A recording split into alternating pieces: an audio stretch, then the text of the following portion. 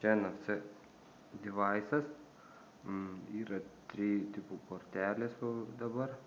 Paprasta kortelė, lipdukas ir pakabukas kažkoks. Dabar užregistruosim kortelės prie vartotojų. Turim 3 vartotojus, Joną Jonaitį, Petrą Petraitį ir dar vardenis pavardenis. Dabar Petrą Petraičio užregistruojam vieną kortelę.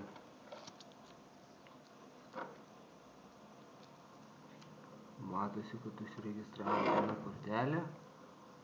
Dabar dar prie Jonas Jonaitis galim kitą, tarkim, užregistruoti.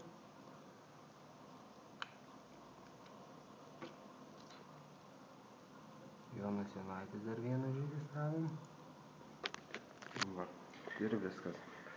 Dabar, tarkim, su kortelė loginasi prie sistemos.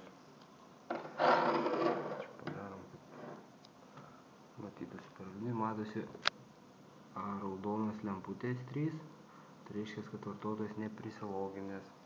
Dabar kišam kortelę ir matom, kad Petras Petraitis prisilogino.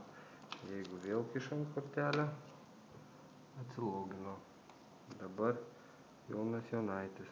Čia pakišam. Matas prisilogino. Atsilogino. Vėl prisilogino. Petras Petraitis. Prisilogino 2 useriai.